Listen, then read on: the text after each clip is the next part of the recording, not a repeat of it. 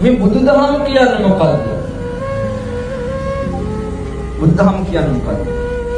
බුදුදහම කියන්නේ මානසික සුවය හදන දහමක්. මොකද?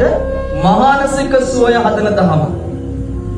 බුදුදහම කියන්නේ ආමිෂය විතරක්ම තියෙන දහමක් නෙවෙයි, මානසික සුවය හදන දහමක්. ඔය සූත්‍රයන් එකින් එක පෙරවලා බලන්නකො, කියවලා බලන්නකො. දැන් අපේ බෞද්ධ දර්ශනය කොටස් 5කට බෙදලා තියෙනවානේ. දීඝ නිකාය, මජ්ක්‍ධිම නිකාය, සංයුත්ත නිකාය, අංගුත්තර නිකාය, උද්දක නිකාය කියලා මේ කොටස් 5කට බෙදලා තියෙනවා. මේ කොටස් 5යි එකක්වත් මේ බෞද්ධයෝ කියවලා නැහැ. කියෝ එක්කෙනෙක් කියන්න බලන්න. ඔය අට කතාවල එන ජාතක කතා ටිකයි ප්‍රේතවත්වයි විමානවත්වයි වල තියෙන කතා කොටසකුයි අරුණකොට ඊට එහායින් දෙයක් අපි අධ්‍යයනය කරලා නැහැ. ඇත්තම කතාව. සමස්තයක් බෞද්ධයෝ. සමස්තයක්. අපි කොතනද? ජාතියක් වශයෙන් විතරක් නෙවෙයි.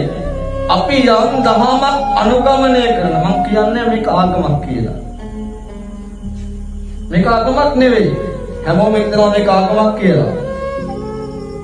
මේ බෞද්ධ දර්ශනය කියන්නේ ආගමක්. පන්සලට ගිහිල්ලා පන්සල් සමාදන් වෙලා බුද්ධ පූජාව කරද්දී මේක ආගමක් වෙන්නේ නැහැ. මේක දර්ශනයක්. ඒ දර්ශනය තුළින් පෙන්වන්නේ මානසික සුවය හදාගන්න විදිය. දැන් හිතන්නකෝ ඔය ඇත්තෝ මේ ජීවිත කාලය තුළ කොයිතරම් මානසික වේදනාවෙන් ජීවත් වෙන්න ඇතිද? නේ?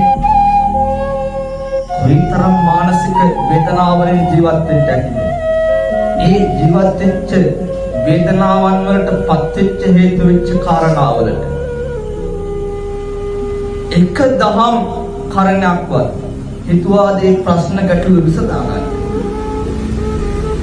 හිතුවා. දැන් සමහර පිරිස වස බීලා මිය යනවා. සමහරක් පිරිස බෙල්ල වැල දාගෙන මිය යනවා. සමහරක් අය කෝච්චියට පයින්නවා. යම් ප්‍රශ්න නිසා. නේ? යම් ප්‍රශ්න නිසා ඇලකට දොලකට හරි පැනලා මිය යනවා. බෞද්ධ අපි නියම බෞද්ධයා නම් එහෙම මේ යන්නේ නැහැ. නියම බෞද්ධයා එහෙම මේ යන්නේ නැහැ. ඇයි? වේදනාවට පත් වෙන කාරණාවට හේතුව සහ එයින් අයින් වීමට හේතුව අවශ්‍ය පිළිතුර, ප්‍රශ්නයට අවශ්‍ය පිළිතුර මේ දර්ශනය තුල තියෙනවා.